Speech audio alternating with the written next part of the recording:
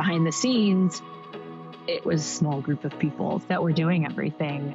Welcome back to the GTM podcast. It's your host, Scott Barker. I want to know how this insane growth actually happened.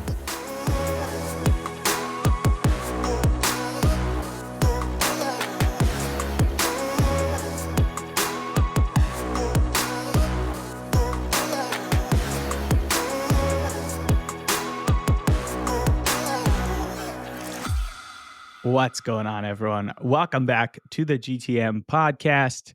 It's your host, Scott Barker, back after a brief hiatus. I'm sure it was a welcome break to hear from our VP of Marketing, Sophie, interview someone instead of my voice week after week after week.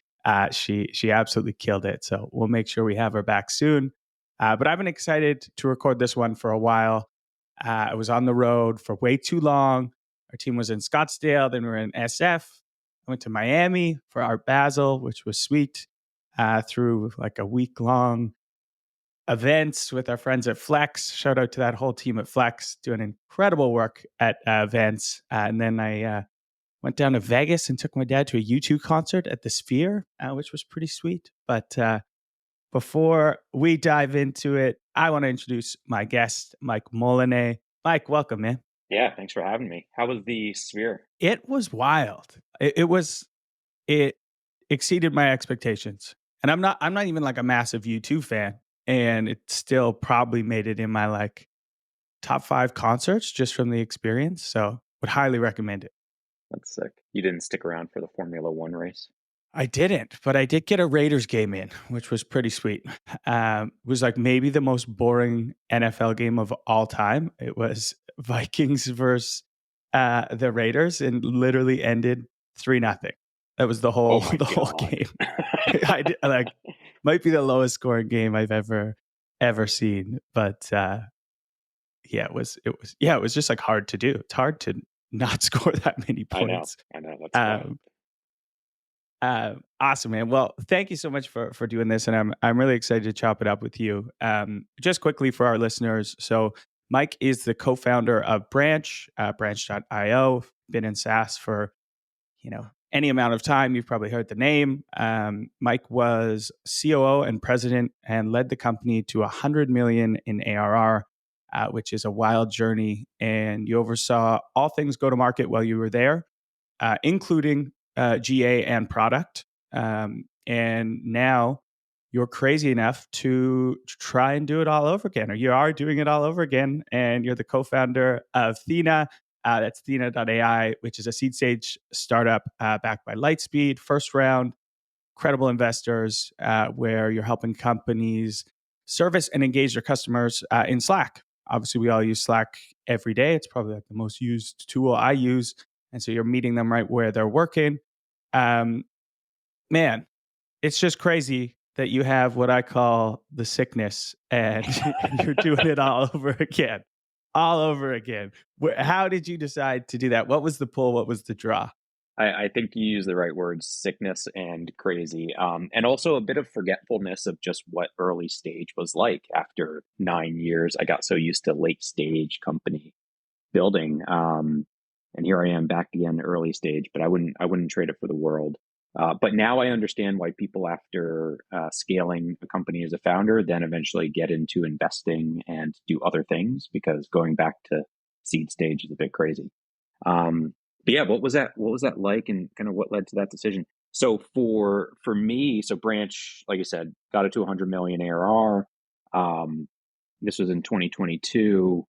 We had started to look at what IPO timeframe might look like. And at the same time, a couple early Branch employees that had worked with me for about 6 years had left, and they were kicking around ideas. And one of the ideas that they were kicking around was this thing that they knew I was really passionate about, which was that I believed fundamentally that there was a big shift in the way in which we were engaging our customers.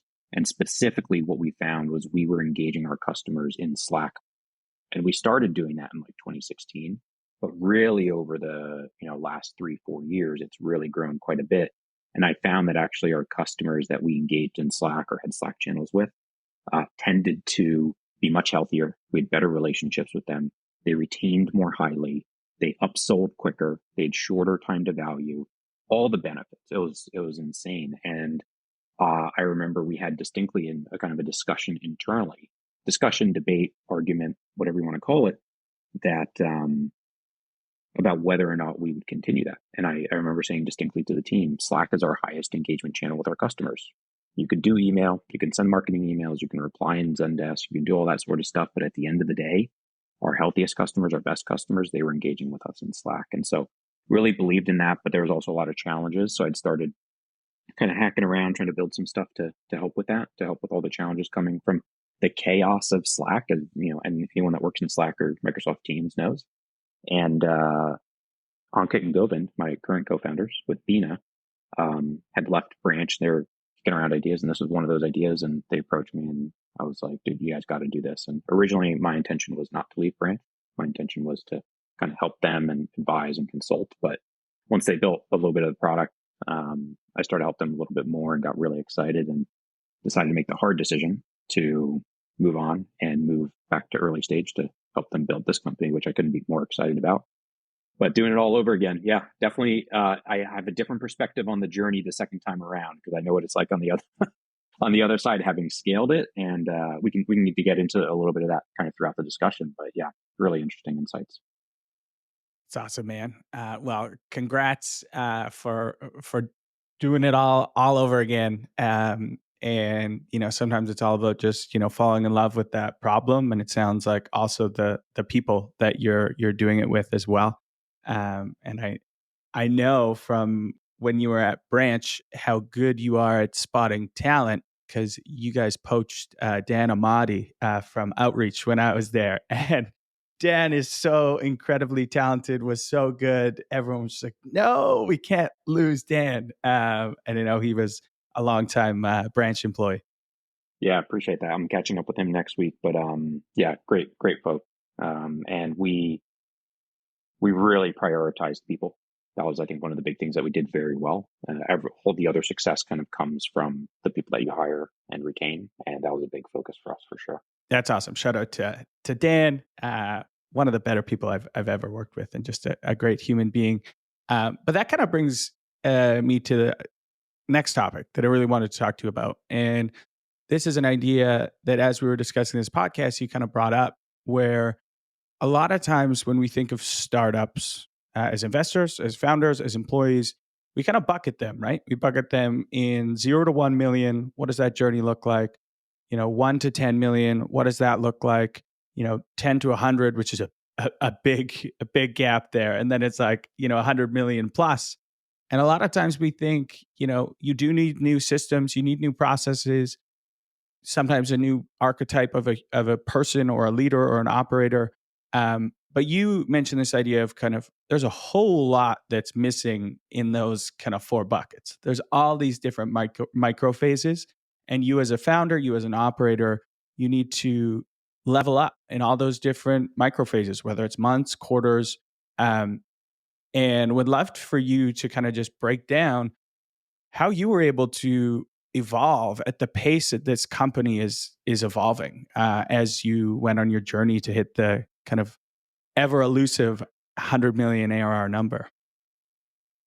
Yeah, I think you phrased it right, which is those micro phases. I do see that people tend to kind of bucket that. Even the 0 to 1 million bucket, I would argue there's easily 4 different phases within that, right? Because there's the first phase of getting your first few design partners, your first few customers. Then there's the next phase of moving beyond those first couple customers to, can you acquire new, kind of like that next batch, maybe 5, 10, 15, 20 customers.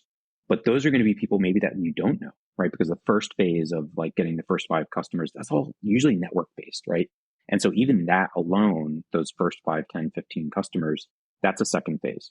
And then you start going through a phase where like you might actually add a salesperson, you might add an AE. And that phase is totally different because you're still kind of like founder led sales, but you have somebody assisting a little bit. And then you might kind of transition to a place where they're owning their own deals. And that needs to suddenly become a sales process where it's not about the founder. It's not about the connections that you have. And instead, you actually need to figure out, how can we sell this to people that we don't know, even if it's not the founder having conversations. all of those four phases exist within that 0 to 1 million journey. And I'm seeing it again now with Thena, and it's exactly kind of what we've been going through. And you have to learn how to kind of adjust, because in the very beginning, it's 100% learning. Those first 5 design partners or users, they're really about what do we not know or what do people want? And then you bring on the next batch of customers and it's like, okay, what does it mean when you have this, like your first paying customers or your first few people that you don't know using your product, and what are they trying to solve? And then as you go kind of move up market and you start getting inbounds, let's say, because you start to build a brand, those inbounds, those people are going to be often looking for something a little bit different. The persona might be a little bit different. The company might be a little bit different. And you need to constantly be adapting to kind of what that looks like. Not to mention that I think it's hard for a founder to go from kind of like that early stage design partnery thing to learning how to, in many cases, charge, ask for money, put those kind of like additional components in, because I know how easy it is to just be as a founder, be like, oh, you don't use it for free. However long you want, use it for free. We're looking for feedback. I do that all the time. I still do it. But you have to learn to build that muscle of getting uncomfortable and asking for money. And you're going to make mistakes. I remember one of our early deals with Thena, we quoted probably 5x what we should have, because we had no idea how we should price. This was like our second pricing conversation ever. And we way overpriced and we lost the deal. Well, we learned from that. And even though it still pains me 9 months later, it's okay, because we learned so much from that, and that helped inform our pricing. So definitely big evolution, but there's so many of these micro kind of stages that I think too many people kind of bucket into bigger groups. I understand why, but there's a lot of nuance in terms of how you evolve. For me, at least as a founder, I tried to always put in the time, put in extra time, because you're going to make a lot of mistakes as a founder. So if there's any early stage founders out there, you're developing your skill set. There's a lot of things you don't know how to do. You make up for that by just putting in the time. Now, as you grow, you want to spend your time doing higher leverage things. And so for me, what I've tried to do is reflect on all the learnings and failures over the years, to really make sure that I'm taking advantage of all those failures and not letting them go to waste, because I've had plenty, hundreds, maybe thousands over the years. It's kind of like the big things that I think about. And then the third thing I'd say for me that I've been thinking about a lot recently, especially this year as kind of getting this new business off the ground, is trying to keep an open mind. And what I mean by that is, I think when you're young or new as a founder, as a revenue leader, you have an open mind because you know what you don't know. You know that you're inexperienced. You know that you have a lot to learn. And then there's a phase where you end up seeing some success and you start to think, oh, I know what I'm doing. And you almost become more closed-minded, because I certainly face this. You become more closed-minded because you're like, I know what I'm doing. I just need to execute. I'm going to go. And I feel like I'm in this next phase now in my career where I'm open-minded again. And I would argue even more open-minded than I was when I was younger, because what's been interesting has been the perspective of realizing just how much I don't know, and just how much there are different ways of doing things, which when I was younger, I didn't really think about. I didn't care about, right? I was just kind of like, whatever, I know what I'm doing. I'm just going to execute. I'm going to run, very closed-minded. And I'm trying to kind of shift this, where in this next phase and with this new company, with Thena, really keeping an open mind, like an extremely open mind, to be open to all the different possibilities of the new ways of doing things. And I think that's really helping kind of shape how we're building this company, and helping hopefully level up myself as a leader and as a peer and as a founder as well. Such an important mindset to foster. And what's the quote? Something along the lines of, I'll bastardize it, but the smartest people know they know nothing. So it's almost like the more you know you don't know. And being able to keep that open-mindedness and keeping those feedback loops, being iterative, is so incredibly important. But there was a few things there that I wanted to touch on, and I want to go back to this idea of these first phases from 0 to 1, because they're so incredibly important, and that's where so many startups kind of go to die. And you touched on something that we have a lot of conversations with our founders on, and there's a lot of questions, because when you're early, you're in phase 1, you really want to get people using your product and you want to get feedback. You need them. So you go out, you get design partners. How, and you said, but then you have to ask them for money. In your experience, has it been easier to ask them for money up front or after they've seen value? Because I think there's two ways to do it. It's like, listen, just use it. We know it's awesome. And then I'm going to come and ask you for money. Or there's no, if we hit X milestones, you're going to use it for free for X amount. And then once we hit this, then it's going to roll over to, paid. I'm sure you've seen both. I'm sure you've structured both. How would you advise folks to thread that needle? Because it's really tough.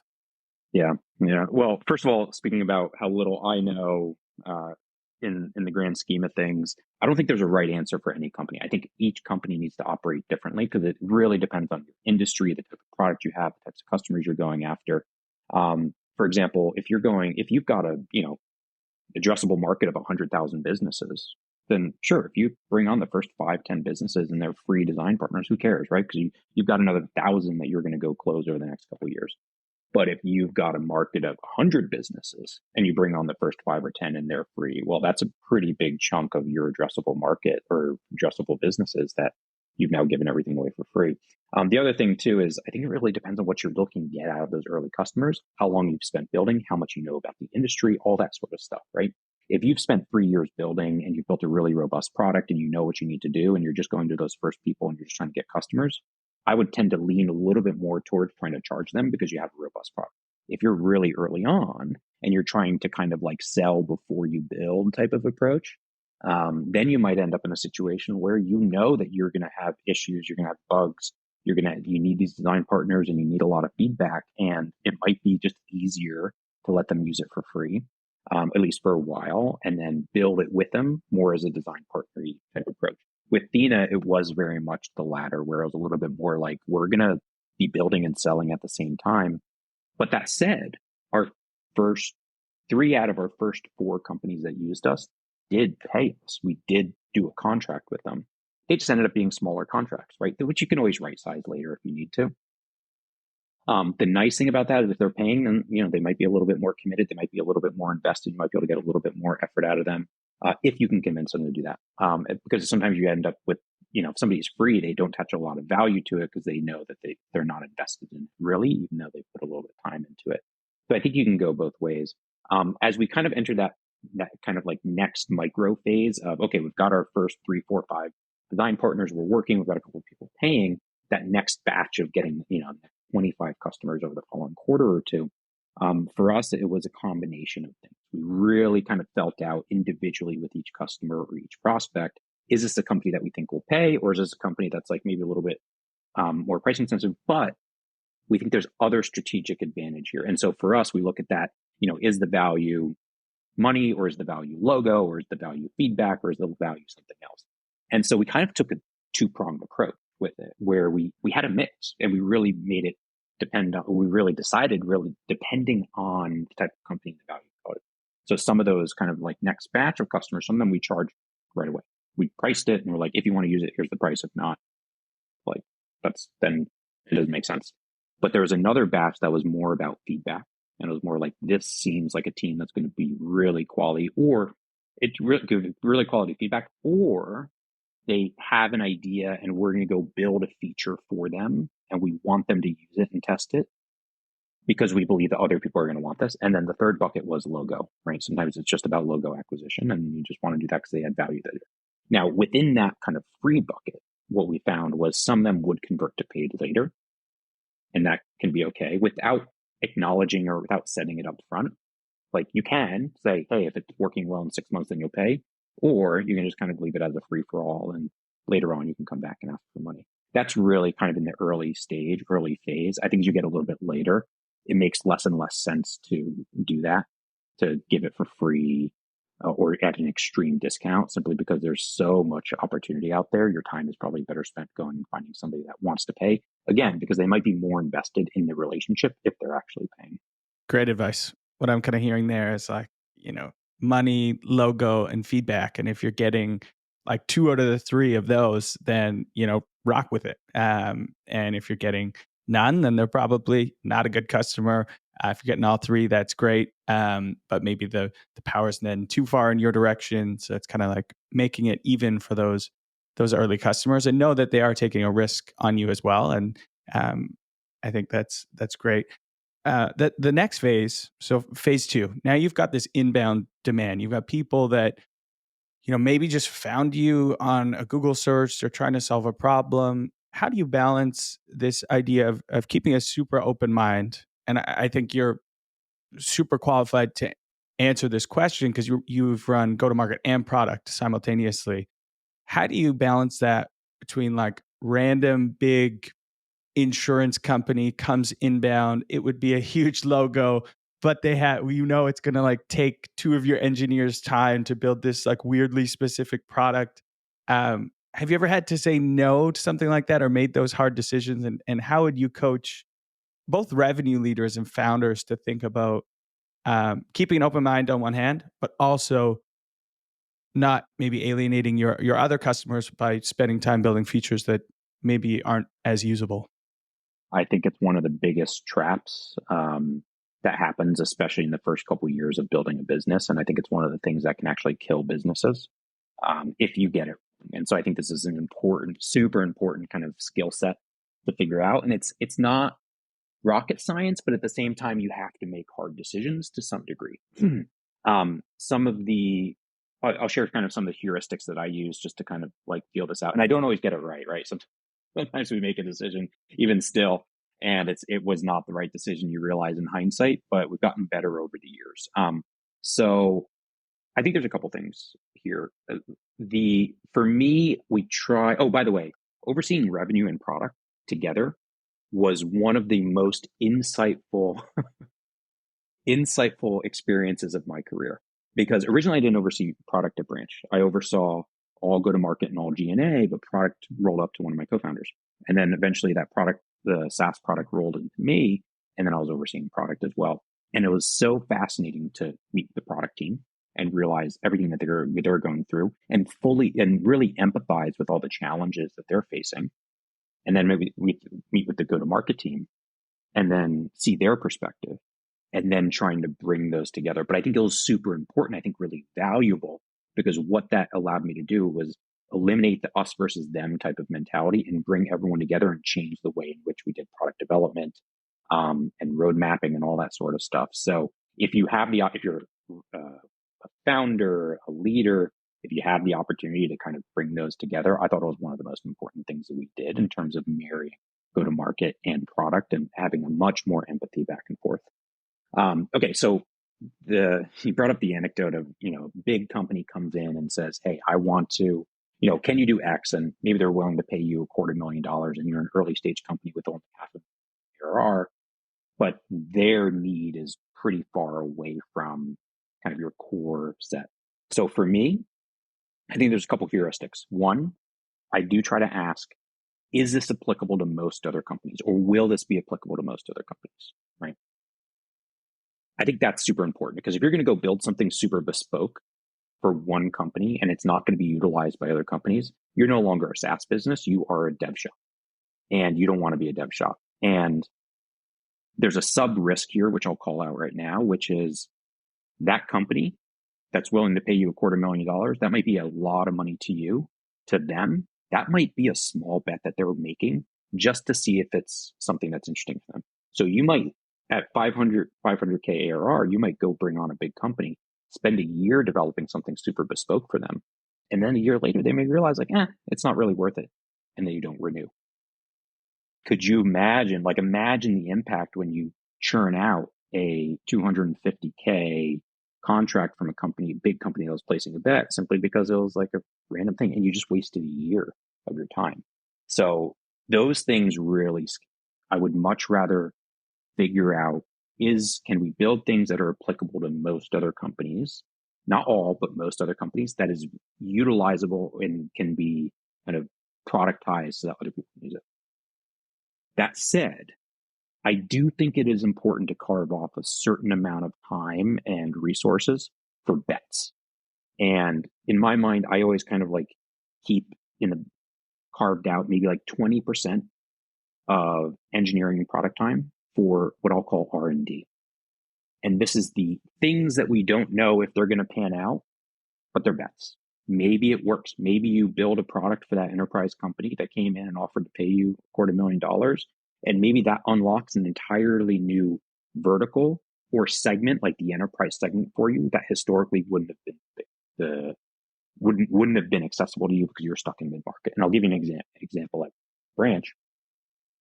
Early on, maybe like late 2015, I want to say, we had the opportunity to close Pinterest. And to give you an big idea logo, of the big logo. big Everyone's logo eyes go bing, bing, bing. Yeah. But like, yeah.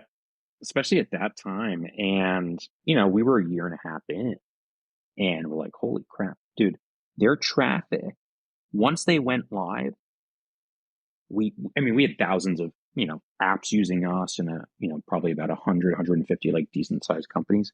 Their traffic was a step change in our infrastructure.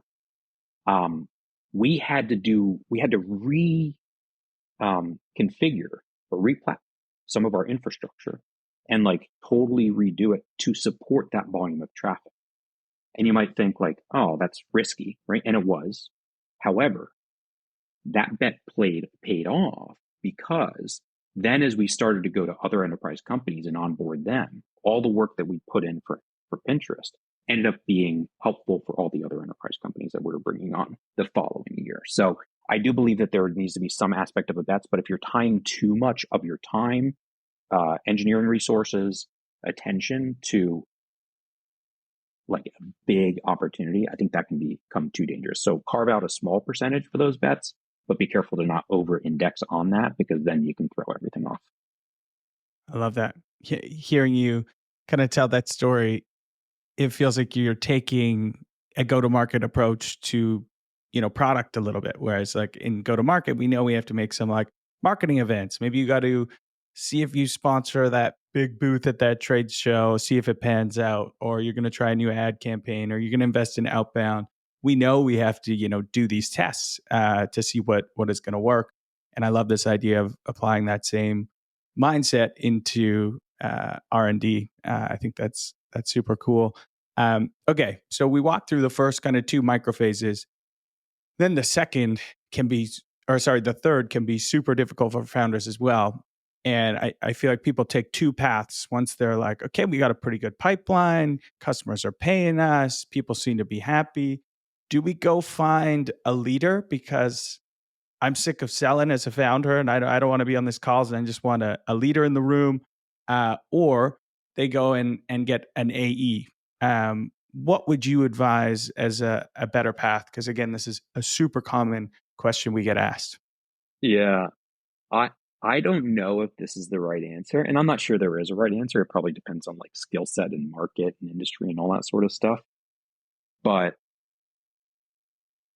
the short answer is I'd go hire an AE, and I go hire like over time multiple AEs before I bring on a leader. And I say that because I think it's too common for founders to give up the kind of like the sales or go-to-market motions to an outside leader way too soon. And I think there's a lot of pitfalls with that. I think the first pitfall is that the first pitfall is that you end up depending too much on the leader to do way too much. So often what I'll see is founder hires leader. They expect the leader to do everything, figure out sales development, figure out outbound emotions, figure out marketing, figure out a CRM, figure out pipeline, everything. And I see that often go very poorly because they put way too much expectation on that leader coming in. And so I think you really need to scope down what do you expect that leader to be. But I think more importantly, what happens if you bring on a leader too soon, and especially if you bring on a leader in front of hiring AEs instead, is you start to lose touch with what the market needs. Again, early on, 0 to million, 1 to 10 million, you're still in the learning phase. And if you offload some of those customer calls, the prospect calls, the selling, you aren't learning as much and as quickly. And you're not able to build in those cycles because you're probably also heavily involved in product and heavily involved in content and heavily involved in all this sort of stuff.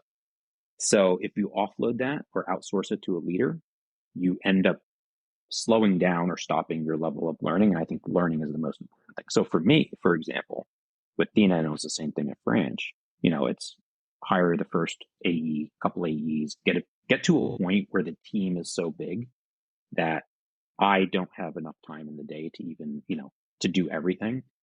And I feel like we have enough of the motions in place that then hiring a leader is going to be very high leverage. But you need to have I would argue, you need to have a lot of stuff in place before you put that leader in place. So for me, it's very clear. AEs first, get a couple, figure out the motions, get it to a point where it's semi-repeatable. Doesn't need to be coin operated at that point, but semi-repeatable and somewhat predictable. And the persona and the ICP that you're selling to, and what you can charge. Then you can bring on a leader and they can handle kind of like that front line.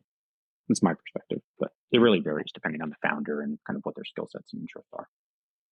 For sure. Yeah, that definitely feels like the right answer to me. It's like, if you don't have a process that you want to scale, then why bring on a leader? That's usually what you bring on, leaders for. And I love your point about you're kind of outsourcing your learning. So what if that person leaves in 9 months? You've just lost 9 months of learning from your customers at a super crucial time.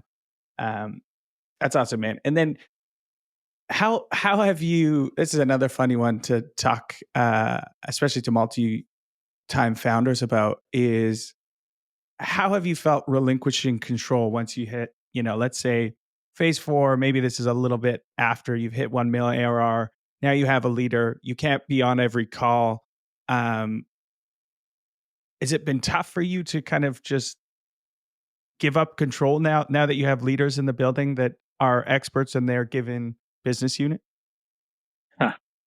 What I'd say is if you hire right, you will be excited to give up control. Like for me, I found that when I hire really great people, I'm excited to relinquish that control. Like I trust them fully. And if anything, I'm pumped to be able to have time back and not need to worry about it.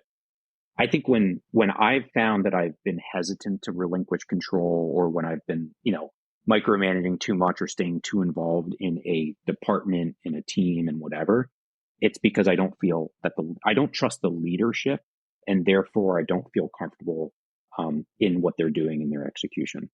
And so I think it all comes down to, have you hired the right person? If you have, you should feel not only comfortable relinquishing that control, you should be excited to, arguably. Now, I've made mistakes in both ends, but kind of in both directions, right? I've held on to too much control and stayed too in the weeds, and micromanaged too much, which then has prevented me from spending time in other strategic areas of the business, right? And this is something I'm trying to do a little bit differently this second time around, having seen it on the other side and seeing, okay, where, and reflecting on during my branch tenure, what were the things that I could have done a little bit differently? But on the flip side, I've also had times when I brought in a leader, I felt that I could trust them, and I relinquished control so much that I actually removed myself from a lot of the day-to-day, but to the extent that when there were problems, I didn't find them. I wasn't aware of them. And so I've had both of those mistakes, and you can do both at the same time, by the way. You could be super micromanaging in one part that doesn't matter, and then completely not paying attention to something else where you fully relinquish control, only to find out later that you're uncovering issues that were truly like big issues that you completely missed. And so I think you need to find that right balance. And I think it's a constant calibration too. I don't think there's any right answer. So for me, even if I hire a leader that is really strong, what I try to do is also stay involved to some degree. And this could look like participating in their meetings. This could look like just making sure that you're checking in, doing skip level meetings and checking with their reports. I will like just spot check and audit various things. So at Branch, like I would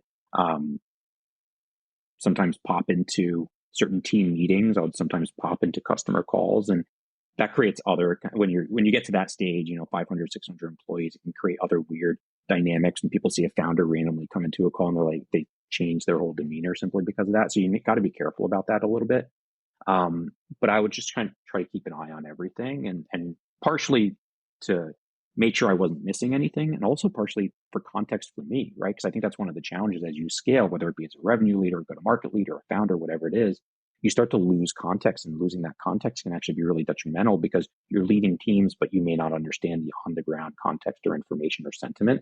And so by, jumping into little things, joining team meetings, joining customer calls, even if it, wasn't necessary for me to be there, it helped me build a little bit more context and kind of keep some awareness of on the ground stuff. Now, I wasn't perfect at it. I made a lot of mistakes along the way, but I think it's like that's finding that right balance of relinquishing control, but still staying up to speed on everything, checking in, being there, being present, but not micromanaging too much. Super tough balance to strike. What are some of the other things you've changed about kind of your leadership style or how you're building this business versus the last one? Yeah, it's funny. I was reflecting on this yesterday because I had dinner with some early stage founders, and they were asking me something similar. And what I realized was everything that I'm doing, I constantly viewed as an experimentation. And so for me with Thena, I view kind of like my leadership style and how I'm trying to interact with the team as an experiment rather than like feeling like I know. Everything's kind of an A/B test with me. And it's interesting to kind of have this new company and be testing a different method or a different style of leadership. So one of the big things that I've changed and am changing, trying to at least, is at Branch, I was in everything. I was in the weeds. I was just hyper detailed, and I really cared about perfection. So I would push people really hard. If there was a Slack thread, if there was an email thread, if there was a doc that was created, there was a good chance that I was in there, at least looking at it, probably commenting on it, maybe editing it, maybe replying. And there's definitely pros to that, right? Like founders, I think one of your superpowers can be that you care about all the details, and you have to care about all the details. But it was to an extreme, and there's downsides to that too. And there's, opportunity cost that comes with that. The other thing that I, as I reflect on my time at Branch, I was really hard driving, and it was just like, we got to execute, go, go, go, go, go as hard as possible. What I'm trying to do differently now is related to those two things. One, be okay letting some things go, and being okay not getting involved in things, which is new for me. It is being okay with, somebody wrote a blog post, I trust them. Like worst case, especially if it's a reversible decision, something we can edit later, I'm not going to worry about it. I'm not going to jump in. There's a Slack thread or somebody's interacting with a customer. Instead of jumping in, maybe I'll just kind of stand back, maybe monitor it, maybe keep an eye on it, but not necessarily jump in. And the other thing I'm trying to do is really just be more patient, more tolerant, more empathetic, just calmer, slowing things down a little bit in terms of like my reaction, because at Branch I was moving so fast that it was just like everything was a reaction, really pushing super hard. But that can take a toll on people, and I know that, and I knew that at the time. But what I'm experimenting with now is what happens when you build a business a little bit differently. As a leader, you're a little bit more kind of empathetic, you're a little bit more tolerant, you're a little bit more patient. And again, pros and cons to that too, but really intrigued to see different aspects of people's personalities coming out, where if I'm not the one, for example, driving really hard on something, I'm seeing other people step up and actually chime in and help or correct or do whatever, which is really inspiring, because before I felt like it was on me. Like, I got to review this blog post because I'm going to find every typo, every grammatical mistake, and every kind of change we need to make. And now if I don't, I'm really excited to see other people jumping in and finding that. So that's like the big thing, the biggest thing that I'm focused on in terms of like change the second time around as a leader, as a founder. Yeah. I mean, that's a huge shift, and, kudos to you for making that mental jump. And, I think the fear is when you make that jump that people aren't going to rise to the occasion. And it sounds like, folks are, which is awesome. A similar vein, I know there's a lot of founders right now dragging people back into office because of that feeling of control and wanting more oversight over what's going on. We're kind of in wartime. It's scary for folks out there. So a lot of are having this impulse. Is Thena remote or in person? Believe it or not, we're in person mostly. I'm at home right now because the internet's much stronger at home. So I wanted to do this recording while I was at home, but I'm in the office most days.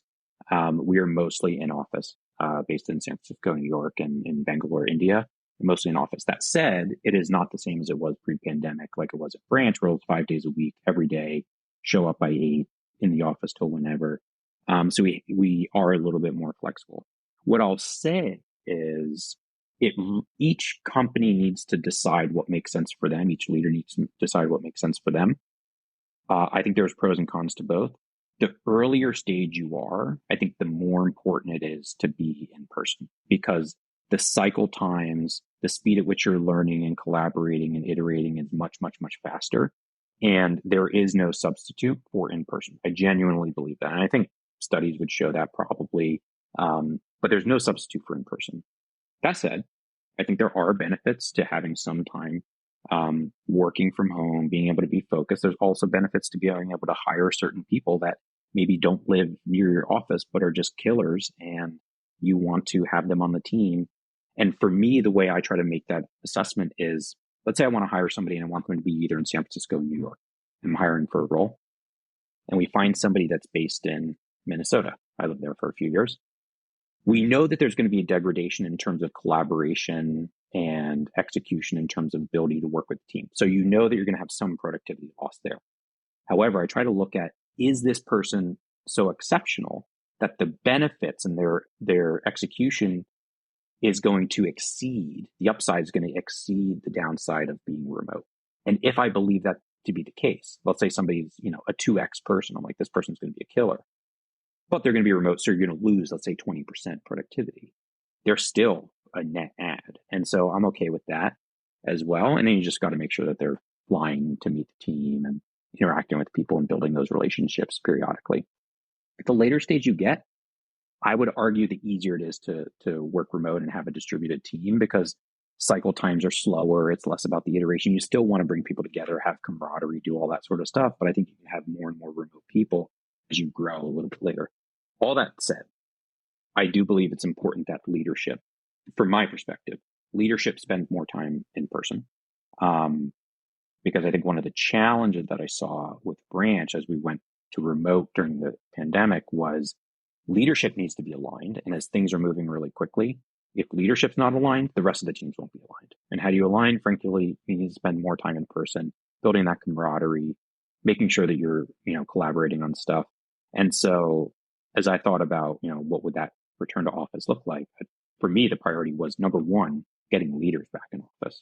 I didn't care about their teams necessarily. I cared about getting the leaders back in office. If we're aligned, then they can trickle down to the rest of their teams. So I think that also depends on like how big your team is and what the leadership looks like. But and then the final thing is, depends on the role, right? Like sales, I think you can lead a sales team effectively remotely, but I think there's also a ton of benefit from SDRs and AEs learning from each other, hearing just somebody on a call and be like, ooh, that's interesting. I picked that up. I'm going to try that next time. Much harder to replicate that remotely. So, but I think for earlier stage, if you're a founder, earlier stage, the more you can be in person, I think it does benefit you, but everyone's different. Yeah. I think that was articulated super well and similar to how I view it. Our little team here at the fund is primarily all in office, 5 days a week. And there's something to be said about, at that early stage, really building that camaraderie and we're all in this together.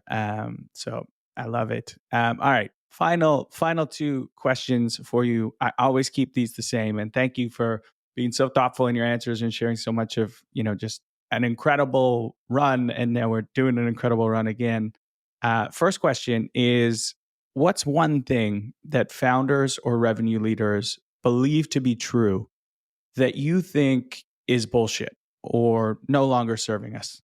Old advice, old ways of thinking, old tactics, old strategies. I know this is going to be probably controversial for some, but you hear one of the like most common pieces of advice I hear people say is, you got to say no. Say no a lot more. Say no, say no, say no instead of saying yes. And I think there's certain aspects of that are true, right? Like you can't say yes to everything. I can't decide to found a business and have a family and try to become a professional football player and also learn how to play the violin. Like I got to say no to probably playing the violin and trying to become a professional football player, right? But like, so you do have to say no to some degree. But I see people do a couple things that I believe are wrong, or at least maybe they're not wrong, not to ascribe a label to it, but that I try to approach differently. The first is they look at very successful people. They look at billionaires and they see, what is that billionaire doing now? What is that very successful person doing now that I should replicate?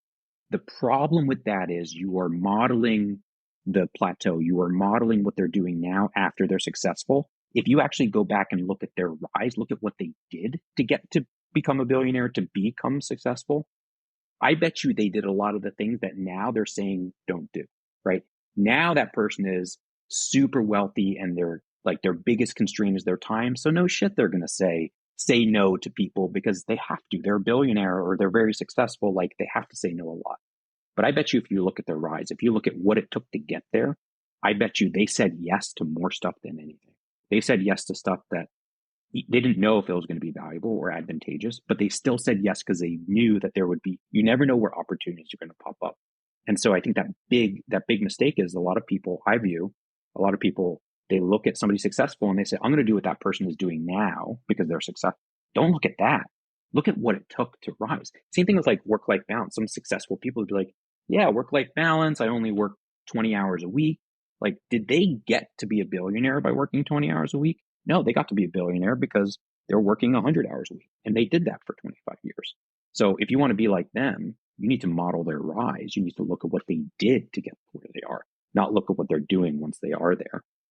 And I think that's the biggest thing. And so for me, the way I try to approach it is, instead of being like, oh, I got to like protect my time, I got to say no to a bunch of stuff to preserve all this time for strategic thinking, etc. I say yes. I tend to default to yes rather than defaulting to no. And I think that like default to no is one of the most dangerous things, because you can end up closing off a lot of doors and a lot of opportunities that you otherwise wouldn't. And that's not to say that every opportunity, everything you do is ultimately going to be value add. You're going to have some things that are a waste of time, but you just don't know. You don't know what's going to be beneficial. So like I mentioned, did a dinner last night. When I got that email 3 months ago and said, hey, would you be interested in doing this dinner with these early stage founders? I responded within 5 minutes and I said, yes, sign me up. I didn't even think about it. It was a default yes, because for me, it was like, just say yes, because you never know. Same thing with this, right? Like we were like, hey, want to do maybe a podcast? Like, hell yeah, let's do it for sure, man. Like, it's always yes for me, unless I can come up with some reason. Rock and roll. I think that's like the biggest. I love that. And here we are. And I think that's one of the biggest things. So be careful about listening to people that are successful and telling you what they do now, because you may not want to actually model that. And be careful about people telling you to say no, because yes, certainly there's things you need to say no to. I am not trying to learn how to play the violin. I'm not trying to learn how to do certain things. But when it comes to work or the things that I care about, I'm saying yes all the time. I love that. Model the rise, not the plateau. We're going to trademark that to Mike Molinet. I heard that somewhere. A good one. I heard that on a YouTube video somewhere recently. I like it. It's the hard truth. That's what it is. So I love you, just speaking that truth, because doing hard things is really hard, and you got to go, and it takes a lot of yeses and takes a lot of late nights, and it's just been awesome to see your ride, man. And thank you for sharing a lot of hard fought lessons with our listeners. Really appreciate it. And to all our listeners, as I always say, listening's one thing. You got to look at your life, your company, and you got to go and implement it and make it part of your everyday. Appreciate you, man. And hopefully I get to see you in person sometime soon. Appreciate it. Thanks for having me on.